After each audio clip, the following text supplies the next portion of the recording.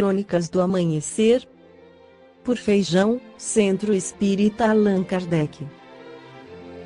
Balneário Gaivota, 3 de maio de 2018. Morte do astrofísico Stephen Hawking, parte 02. Após o anúncio da morte do astrofísico Stephen Hawking no dia 14/03, o assunto foi amplamente comentado pela mídia e gerou uma grande quantidade de homenagens nas redes sociais. Famoso por sua postura ateísta militante, tendo afirmado várias vezes que Deus não existia, o legado de Hawking na área científica é inegável. Em setembro de 2010, Stephen Hawking protagonizou mais uma discussão opondo ciência e religião. Como sempre, sem qualquer sentido. Para este caso em que as posições se extremaram, muito contribuíram os mídia, como órgãos de descomunicação, provocando polêmicas entre religiosos invigilantes fanáticos e céticos materialistas extremistas. Em causa o novo livro de Stephen Hawking, O Grande Desígnio, lançado uma semana antes da visita do Papa Bento XVI ao Reino Unido. Em declarações pré-venda numa estratégia que José Saramago recorria habilmente, o cientista britânico garante que não foi Deus que criou o universo, contrariando todas as suas teses anteriores. Vários líderes religiosos criticaram o astrofísico britânico. Stephen Hawking afirma que o Big Bang, a grande explosão que originou o mundo, terá sido uma consequência inevitável das leis da física, o que contradiz a teoria que tinha defendido no passado. No livro Uma Breve História do Tempo, em 1998, Hawking sugeria que não existia qualquer incompatibilidade entre a existência de um Deus criador e a compreensão científica do universo, chegando mesmo a afirmar que se a comunidade científica chegasse a descobrir a teoria completa, tal seria o triunfo definitivo da razão humana, já que, nessa altura, seria possível conhecer a mente de Deus. Porém, na sua recente obra, Hawking critica a ideia de um criador e sugere que Deus não tem mais lugar nas teorias sobre criação do universo, devido a uma série de avanços no campo da física. Afirma ainda que, por haver uma lei como a gravidade, o universo pode criar-se a ele mesmo do nada.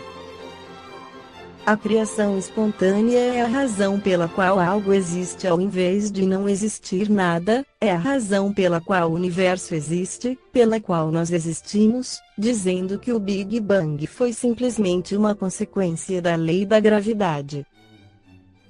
O famoso astrofísico afirma agora que a ciência moderna não deixa lugar à existência de um Deus criador do universo.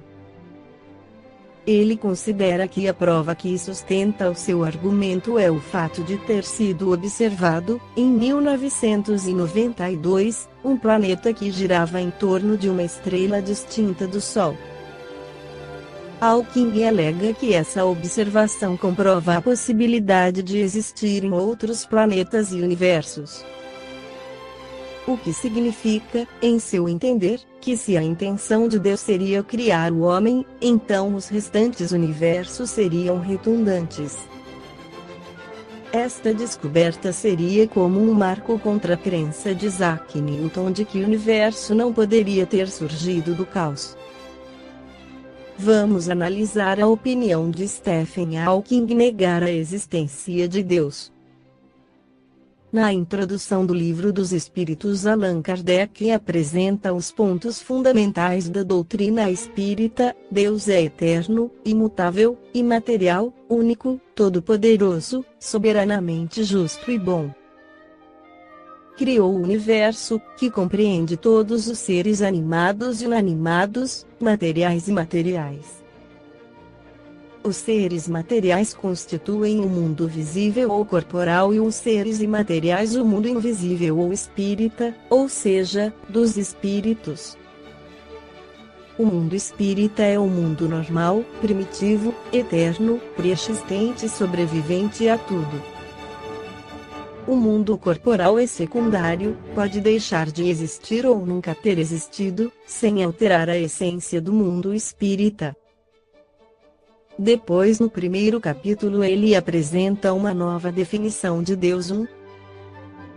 O que é Deus? Deus é a inteligência suprema, causa primária de todas as coisas. Na sequência, os espíritos apresentam as provas da existência de Deus. 4. Onde podemos encontrar a prova da existência de Deus? No axioma que aplicais às vossas ciências não há efeito sem causa. Procurai a causa de tudo o que não é obra do homem e vossa razão vos responderá. Comentário de Kardec: para crer em Deus é suficiente lançar os olhos às obras da criação. O universo existe, ele tem, portanto, uma causa. Duvidar da existência de Deus seria negar que todo o efeito tem uma causa, e avançar que o nada pode fazer alguma coisa. 5. Que consequência podemos tirar do sentimento intuitivo, que todos os homens trazem consigo, da existência de Deus? Que Deus existe, pois de onde lhes virá esse sentimento, se ele não se apoiasse em nada? E uma consequência do princípio de que não há efeito sem causa. 6. O sentimento íntimo da existência de Deus, que trazemos conosco, não seria o efeito da educação e o produto de ideias adquiridas. Se assim fosse, porque os vossos selvagens também teriam esse sentimento? Comentário de Kardec: se o sentimento da existência de um ser supremo não fosse mais que o produto de um ensinamento, não seria universal e nem existiria, como as noções científicas, senão entre os que tivessem podido receber esse ensinamento. O desenvolvimento da ideia de Deus e do processo religioso da humanidade acompanha a evolução, intelectual e moral, do próprio ser humano. Uma conquista está inerente à outra. As primeiras manifestações de religiosidade estão, pois, relacionadas à realização de sacrifícios que poderiam agradar a Deus. Primeiramente, porque não compreendia Deus como sendo a fonte da bondade. Nos povos primitivos a matéria sobrepuja o espírito, eles se entregam aos instintos do animal selvagem. Por isso é que, em geral, são cruéis, é que neles o senso moral ainda não se acha desenvolvido. Em segundo lugar, é natural que os homens primitivos acreditassem ter uma criatura animada muito mais valor, aos olhos de Deus, do que um corpo material. Foi isto que os levou a imolarem, primeiro, animais e, mais tarde, homens. De conformidade com a falsa crença que possuíam, pensavam que o valor do sacrifício era proporcional à importância da vítima. A ideia primitiva de Deus é de natureza antropomórfica. Isto é, Deus é concebido e descrito sob a forma humana ou com atributos humanos. Incapaz, pela sua ignorância, de conceber um ser imaterial, sem forma determinada, atuando sobre a matéria, conferiu-lhe o homem atributos da natureza corpórea, isto é, uma forma e um aspecto e, desde então, tudo o que parecia ultrapassar os limites da inteligência comum era, para ele, uma divindade. Tudo que não compreendia devia ser obra de uma potência sobrenatural. Daí a crer em tantas potências distintas quantos os efeitos que observava, não havia mais que um passo. A concepção de Deus único, Criador do universo, dos seres e coisas estava muito distante, em termos evolutivos, para ser cogitada pelos primeiros habitantes do planeta. Tudo que lhes causava um impacto e extrapolava o seu entendimento era venerado como um Deus. O homem primitivo reverenciava os espíritos deuses, simbolizados por animais, vegetais e seres inanimados. Encontrava-se diante de um processo de adoração rudimentar, anímico e antropomórfico.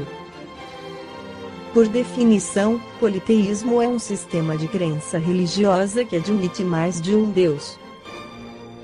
Em geral, as manifestações politeístas são acompanhadas de idolatrias, refletindo a visão fragmentária que o homem tem da vida e do mundo.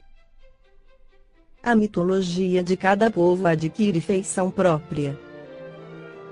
A mitologia grega e os ensinamentos órficos de grande impacto na civilização ocidental são desenvolvidos por mestres do saber, os quais, no entanto, mantêm-se isolados das massas populares. O monoteísmo, consequência natural e oposta do politeísmo, é doutrina religiosa que defende a existência de uma única divindade, culto ou adoração de um único Deus, Pai Criador Supremo. Foi introduzido no planeta pelo povo judeu através de Moisés. Em 1857, Allan Kardec retira o antropomorfismo de Deus, o transformando em a inteligência suprema, causa primária, e os espíritos lhe respondem: Deus existe, não o podeis duvidar, e isso é o essencial. Mais tarde, em A Gênese 1868, o problema é colocado de forma clara, ressaltando também a relatividade do entendimento humano, ao dizer que não é dado ao homem sondar a natureza íntima de Deus. Mas, se o homem não pode penetrar o conhecimento de sua essência, desde que aceite a sua existência como premissa, pode, pelo raciocínio, chegar ao conhecimento de seus atributos necessários, pois, vendo que ele absolutamente não pode deixar de ser, sem cessar de ser Deus, deduz daí o que ele deve ser. Essa afirmação é a própria expressão do método adotado por Kardec na codificação da doutrina espírita, pela razão, chegando à causa, através da observação e da análise dos efeitos. Esta foi a crônica do amanhecer de 3 de maio, por Feijão.